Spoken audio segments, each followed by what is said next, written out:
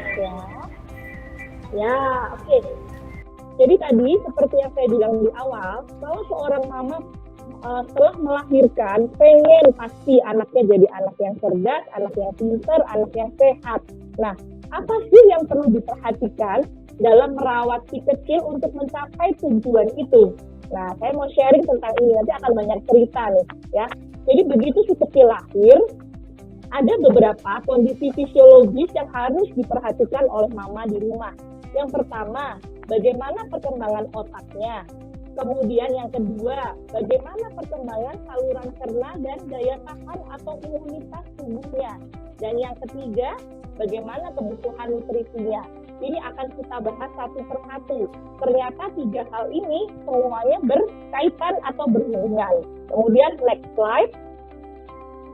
Oke. Boleh next.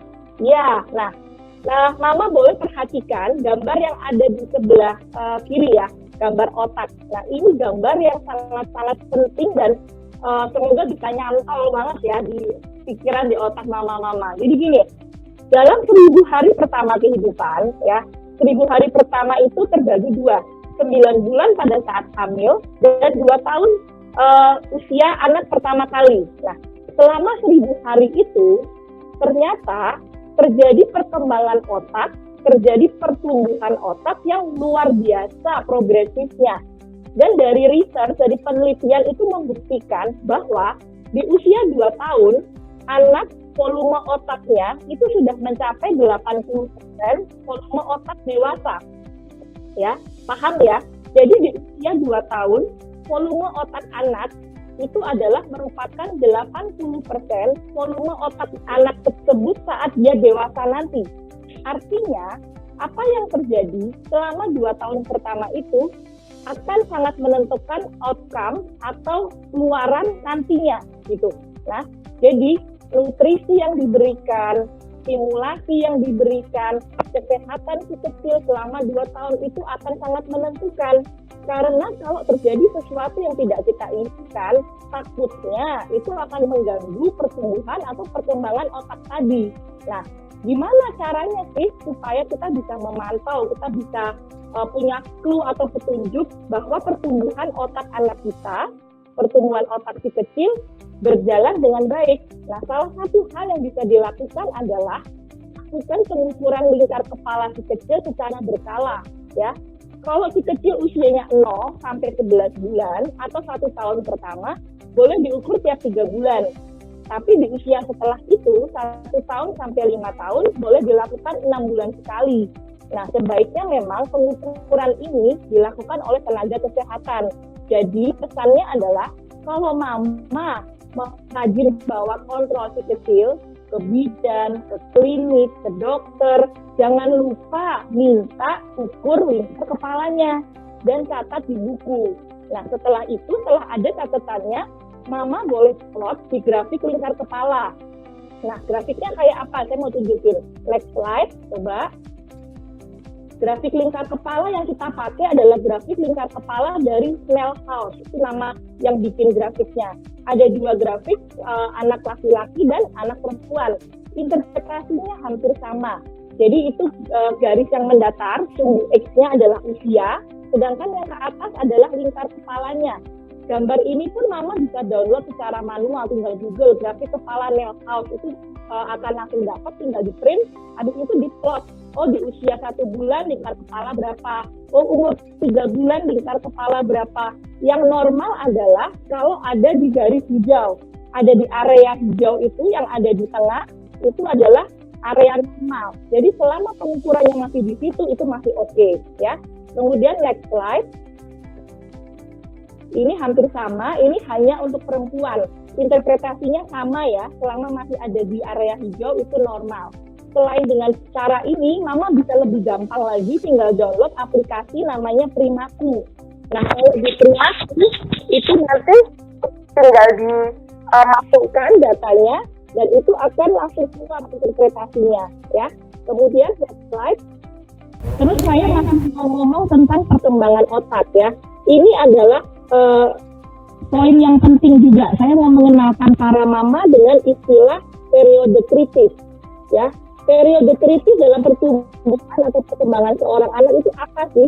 Ya, periode kritis adalah suatu periode di mana anak lebih sensitif terhadap adanya rangsangan atau stimulasi dari luar dibandingkan dengan periode yang lain.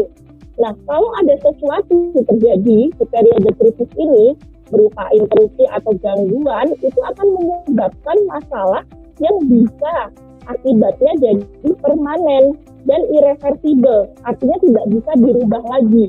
Oleh karena itu, para mama harus tahu banget periode kritis kecil ini kapan sih, gitu. Nah, ini kelihatan di gambarnya, ya. Itu ada periode sensitif yang merah yang sebelah kiri ya. Ada periode sensitif, ada periode kritis, ada periode pembuka. Nah, coba lihat yang periode kritis. Lagi-lagi yang dibahas adalah di 2 tahun pertama, gitu. Jadi, mengingat yang saya bilang awal tadi, 80% volume otak anak terbentuk di 2 tahun pertama, ditambah dengan bahwa 2 tahun pertama adalah periode kritis yang tidak boleh kita sepelekan, makanya sering banget disebut bahwa 2 tahun pertama kehidupan seorang anak adalah golden age atau usia emas seorang anak. Jadi kita harus benar-benar berlomba-lomba memanfaatkan 2 tahun pertama itu supaya kita bisa memberikan yang terbaik untuk anak kita, ya. Kemudian next slide. Ya. Nah, gimana caranya untuk bisa mencapai pertumbuhan dan perkembangan otak yang optimal, ya? Ada beberapa hal yang mempengaruhi. Yang pertama, tentu saja si kecil harus selalu sehat, ya. Kalau kesehatannya terjaga dengan baik, ya kita optimis pertumbuhannya, perkembangannya akan berjalan dengan baik. Nah, supaya kesehatannya terjaga dengan baik, kita harus perhatikan 2 hal. Sistem imunnya harus bagus, ya. Daya tahan tubuhnya harus bagus, jangan sampai dia sering-sering kena penyakit. Dan yang kedua, nutrisinya harus bagus, ya. Nanti saya akan cerita bahwa ternyata si nutrisi dan sistem imun ini berhubungan, ya. Next slide. Nah, ini dia. Saya masuk ke masalah, kalau kita ngomongin nutrisi, pasti kita nggak jauh-jauh dari saluran cerna kan, ya. Saluran cerna itu penting banget buat seorang anak atau si kecil yang baru lahir. Kenapa? Karena yang pertama, saluran cerna itu adalah satu-satunya pintu masuk nutrisi, ya kan? Kita makan, kita minum, kita kasih ASI, kita kasih MPASI, nantinya semuanya melalui saluran cerna. Otomatis, kalau saluran cernanya sehat, kita berharap penyerapan nutrisinya juga akan optimal. Penyerapannya akan bagus. Semua nutrisi yang kita kasih akan terserap dengan baik dan akan dimanfaatkan oleh si kecil, ya. Nah, kemudian ternyata ada satu fakta bahwa ternyata saluran cerna itu memiliki banyak sistem saraf yang akan terhubung dengan otak secara terus-menerus bolak-balik gitu. Jadi ada hubungannya. Contohnya apa? Misal kalau kita nih, mama atau saya deh ya, misal saya lagi stres gitu, lagi kepikiran sesuatu, ada masalah, segala macam. Itu kan kita sering merasakan gangguan pencernaan kan. Kadang kalau orang awam mungkin disebutnya, saya kalau lagi mau ujian, saya langsung stres dong, saya langsung lambungnya naik, maknya kumat. Nah, itu adalah pertanda bahwa ada hubungan antara otak dan saluran cerna kita. Nah, oleh karena itu, saluran cerna sering disebut sebagai otak kedua dari manusia. Nah, makanya itu jadi penting banget. Kemudian next selanjutnya kita lihat lagi pentingnya apa sih saluran cerna. Nah, ini dia. Ternyata saluran cerna itu merupakan organ imun yang terbesar dalam tubuh kita, ya. Saluran cerna itu menyumbang 70% dari sistem imun kita. Dalam bentuk apa sih sistem imunnya? Ada yang dinamakan sebagai GALS, ya, the Gut Associated Lymphoid System. Jadi ada di usus kita, sepanjang usus kita itu ada lapisan yang di dalam usus namanya mukosa, dan di situ ternyata banyak sekali berderet-deret itu si GALS ini, ya, karena dan di GALS itu dia mengandung banyak sekali antibodi, ya. Jadi makanya sering disebut bahwa kalau sistem pencernaannya sehat, otomatis daya tahan tubuhnya juga akan baik. Nah, selain karena GALS tadi, ada satu lagi, yaitu keberadaan mikrobiota di dalam usus kita. Biasanya kita menyebutnya sebagai bakteri baik, ya kan? ada banyak macam nih si mikrobiota ini, ada bifidobakterium, ada lactobacillus. Nah, itu semua akan membentuk suatu keseimbangan dalam usus kita yang menjaga supaya sistem pertahanan tubuh kita bisa terjaga dengan baik. Nah, itu terjadi juga kepada si kecil yang baru lahir, ya. Kemudian next slide. Next. Nah, ini dia. Sama aja dengan pertumbuhan si kecil yang dari lahir dia tambah besar, yang mungkin awalnya hanya bisa tiduran, kemudian bisa tamikan, bisa tengkurap, bisa angkat kepala, bisa berdiri, bisa berjalan. Itu kan melalui suatu proses perkembangan. Nah, demikian juga dengan keseimbangan mikrobiota di dalam tubuh si kecil, ya. Kita lihat di gambar itu. Mungkin kurang terlalu jelas ya, tapi saya coba jelasin. Jadi yang warna-warni, ada kuning, ada orange, ada merah, ada biru, itu adalah mewakili jenis-jenis mikrobiota atau bakteri baik dalam pencernaan si kecil. Bisa dilihat bahwa semakin besar usia si kecil, ya dari lahir 1 bulan, 6 bulan, 12 bulan, 2-3 tahun, ternyata jenis-jenis mikrobiota atau bakteri baik yang ada di dalam usus si kecil itu juga mengalami perubahan, juga mengalami perkembangan. Nah, ternyata perlu 3 tahun untuk supaya si mikrobiota tadi sama dengan kita yang dewasa, gitu ya.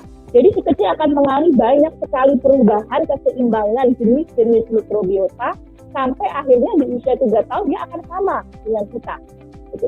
Nah, oleh karena itu, selama perkembangan itu tadi menuju dewasa, menuju keseimbangan yang sama dengan dewasa, kita harus bisa menjaga kesehatan saluran cerna si kecil. Karena itu semua akan berhubungan dan akan berperan penting pada kesehatan dan tumbuh kembang si kecil, ya. Kemudian next slide. Oke. Nah, ini adalah fakta yang saya mau sharekan juga ke Mama. Ternyata bahwa metode persalinan baik sesar maupun lahir secara normal itu tidak memiliki dampak pada daya tahan tubuh si kecil. Kan kita sudah tahu kalau daya tahan tubuhnya bagus, kita berharap dia akan sehat. Kemudian kalau dia sehat, semuanya akan jadi baik gitu. Nah, tapi ternyata proses persalinan itu berpengaruh. Nah, seperti apa pengaruhnya? Kita akan jelasin ya. Next slide.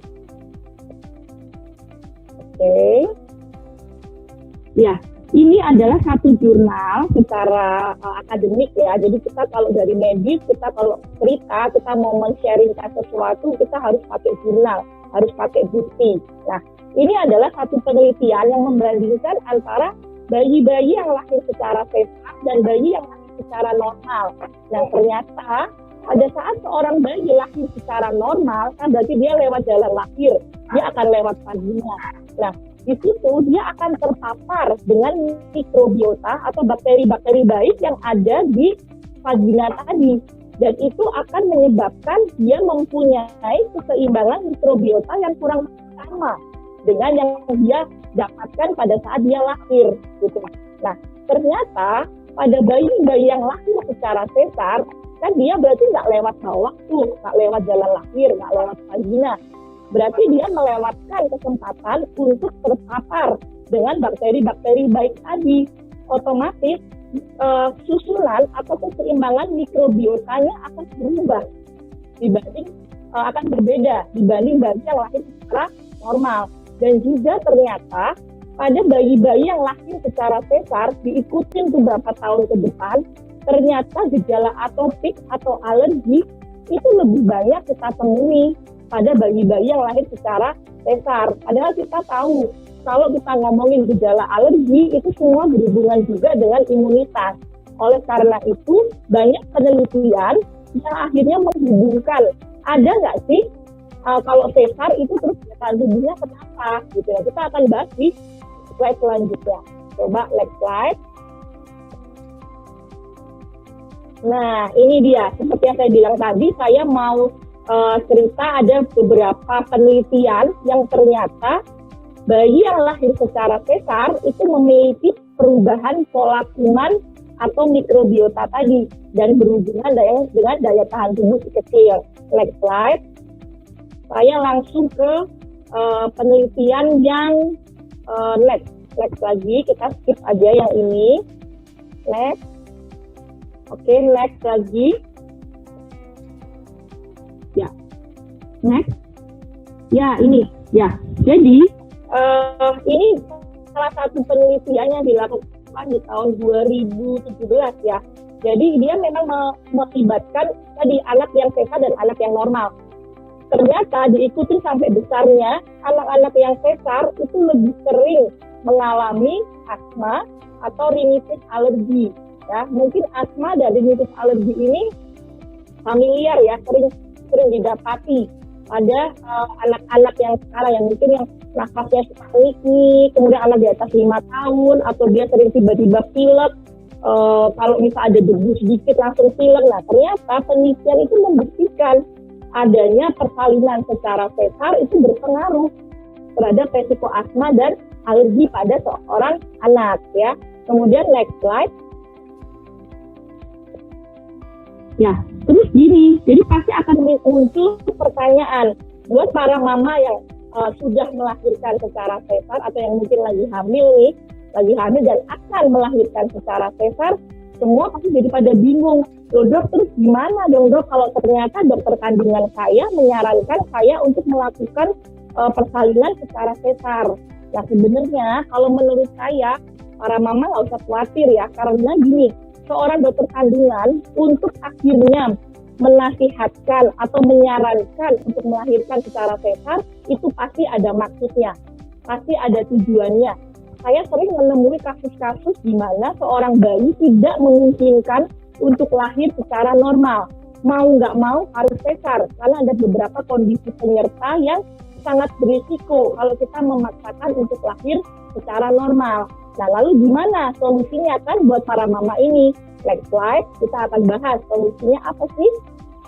Nah, solusinya adalah satu, yaitu ASI, memberikan ASI atau air susu ibu. Hal ini sesuai dengan rekomendasi WHO tahun 2003. WHO menyarankan bahwa begitu seorang anak lahir, kecil lahir, harus dilakukan IMD atau inisiasi menyusui diri dalam 1 jam pertama setelah lahir. Kenapa? Karena sudah banyak banget penelitiannya yang menghubungkan kalau seorang anak dilakukan IMD pada saat lahir, ternyata keberhasilan untuk melakukan ASI eksklusif itu jauh lebih besar dibanding seorang bayi yang lahir tidak dilakukan IMD ya.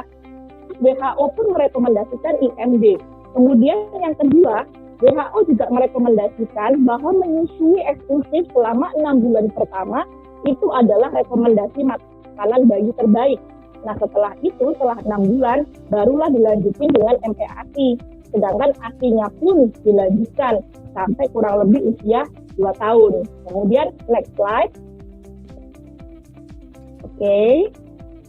Nah ini dia, saya mau cerita keajaiban ASI. Kenapa sih ASI itu sampai benar-benar kita usahakan harus dapat bayinya? Nah karena ini ASI itu keren banget. Dia itu ya Bu, komposisinya akan berubah sesuai dengan kebutuhan nutrisi bayinya.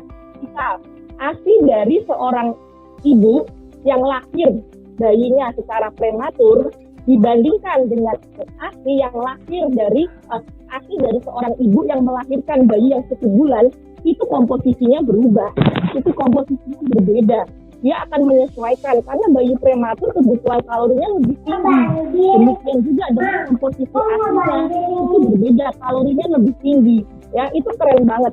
Dan selain itu, yang jelas ASI juga mengandung makronutrien dan mikronutrien. Ya, ini kan 2 zat yang sangat penting ya. Mau kita ngomongin ASI, mau kita ngomongin MPASI, pasti jatuh-jatuhnya jangan lupakan bahwa harus ada kandungan makro dan mikronutrien. Kalau ngomongin makro berarti karbohidrat, lemak, protein. Ya, kalau ngomongin mikronutrien berarti kita bicara mineral, vitamin, zat besi, zinc, yodium, vitamin A, B, C, D, semuanya itu. Dan itu semua ada di ASI. Makanya WHO bilang sebenarnya 6 bulan pertama bayi itu hanya butuh ASI karena sudah lengkap banget. Dan kemudian yang terakhir yang nggak kalah penting, di dalam ASI itu ada faktor anti-infeksi, faktor pertahanan tubuh. Itu tidak ditemui di makanan lain. Hanya ASI yang punya itu, ya. Jadi keren banget si ASI ini, ya. Kemudian next slide, kita masih mau ngomongin tentang komposisi. Jangan sampai mama marah ya kak. Kakak main laptop ya, orang lagi belajar. Jadi di dalam ASI selain tadi makronutrien, mikronutrien, dia juga mengandung simbiotik. Nah, simbiotik itu apa sih dok?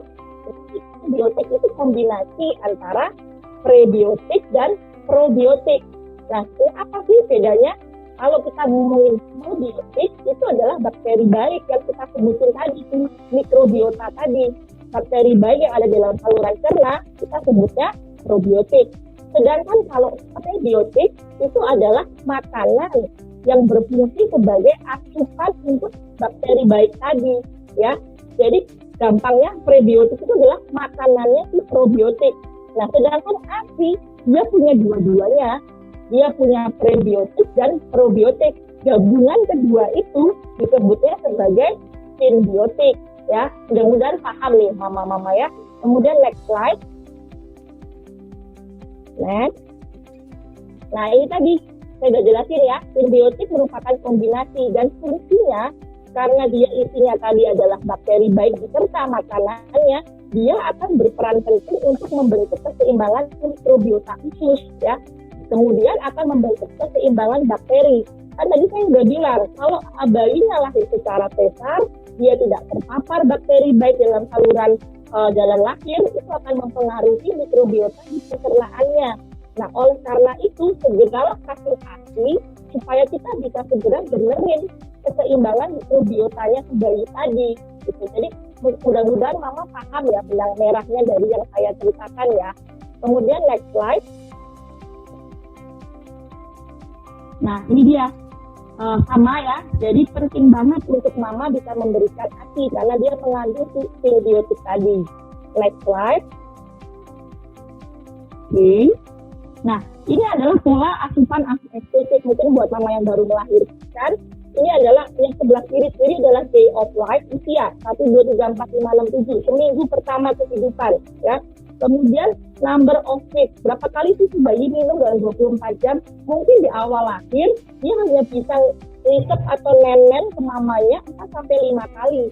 Ya, kemudian juga jangan lupa bahwa bayi sekecil itu baru lahir, lambungnya itu tuh masih kecil, paling isinya cuma 5 mili volume lambungnya. Jadi itu sesuai. Kenapa kok ASI itu di awal-awal mungkin hanya setetes 1 mili gitu ya, memang disesuaikan. Memang kondisi lambungnya, volumenya, mampunya hanya segitu. Kalau ternyata ASI-nya banyak, terus volume lambungnya masih kecil, malah muntah dan sebagainya kalau kebanyakan. Jadi jangan buru-buru panik. Kalau dok kok di hari pertama ASI saya belum keluar, bayi saya jangan-jangan kenapa-napa. Nah, jangan khawatir, karena ini tadi, sebenarnya di usia pertama kali, 24 jam pertama, itu volumenya masih kecil lambungnya, daya tampung lambungnya pun masih sedikit, ya. Ini bisa dilihat sendiri nanti ya, untuk perkembangannya, mungkin nanti di usia seminggu udah lebih banyak dia minumnya, bisa per 2-3 jam. Tapi kalau di awal-awal ya memang dia juga masih latihan, masih harus belajar untuk nyusu, dan mamanya sendiri juga harus belajar gimana sih posisi yang benar nyusuin. Nanti dibahas sama Bu Wulan di session berikutnya. Kemudian next slide, sorry. Nah, ini yang harus dipantau. Begitu mama punya si kecil mau menyusuin, jangan lupa harus pantau pertumbuhannya ya. Ini rata-rata pertumbuhannya. Kalau usia 1 sampai 3 bulan, kita berharap si kecil akan naik berat badan sekitar 120 sampai 250 gram per minggu ya. 3 sampai 6 bulan itu lebih sedikit naiknya. Jadi ini kadang-kadang bikin mama-mama galau juga. Terus anak saya 1 bulan 2 bulan naiknya 10 bulan. Tapi kok sekarang mulai sedikit ya dok, naiknya kenapa nggak 10 lagi? Ya memang normalnya seperti itu, fisiologisnya seperti itu ya. Pesan saya, jangan lupa plot pertumbuhannya, berat badan, panjang badan, lingkar kepala di grafik. Grafiknya di mana? Kalau mau gampang tinggal download aja aplikasi Primakunya ya. Download di situ, masukin tanggal lahir si kecil, masukin tanggal pengukuran berat, panjang, lingkar kepala. Usia 1 bulan pada saat kontrol imunisasi kan pasti diukur. Kalau nggak diukur minta ya Pak, jangan lupa. Dok, saya minta anak saya diukur antropometrinya, berat, panjang, lingkar kepala. Saya mau masukkan ke aplikasi Primaku. Atau kalau susternya yang limbang, minta lingkar kepalanya ya sus, jangan lupa. Nggak apa-apa, kita berhak untuk minta itu ya. Kemudian masukkan di aplikasi Primaku. Jadi akan terlihat, akan terpantau dengan baik. Di Primaku itu kalau ada kondisi yang tidak baik, tidak ideal, pasti akan terbaca. Tolong segera ke dokter anak, segera konsultasi ke dokter anak. Jadi akan segera terdeteksi lebih awal kalau terjadi penyimpangan ya. Kemudian ini masalah ukuran lambung, saya sudah sempat singgung tadi. Usia 1 hari itu cuma besar toleran, kecil banget ya. Di 3 hari baru kayak bola pingpong lebih gede ya. Usia 10 hari baru lebih gede lagi kapasitasnya. Bisa minum 60 mili mungkin kalau udah 10 hari. Tapi kalau di awal usia masih sedikit, jadi jangan panik, jangan galau, jangan baper. Kalau begitu lahir ASI belum keluar. Karena memang begitu, memang masih sedikit-sedikit. Dan dia pun butuhnya juga masih sedikit ya. Itu ya, mudah-mudahan paham. Kemudian next, kayaknya udah. Oh, terakhir ini adalah nyambung ke Bu Endah nanti ya. Jadi kalau kita mau ngasih ASI, kita harus tahu caranya seperti apa ya. Teknik laktasi yang benar itu akan sangat memudahkan seorang mama untuk memberikan ASI ya. Keberhasilan menyusui ditentukan oleh 2 hal. Posisi mama pada saat menyusui dan posisi si kecil pada saat menyusui, dan tentu saja perlekatannya seperti apa. Nah, 2 hal ini nanti akan dibahas di next ya, di next session ya, akan lebih jelas. Jadi saya nggak akan singgung terlalu banyak di sini. Oke, itu aja. Saya rasa sudah selesai, sudah terakhir kan? Oke, terima kasih.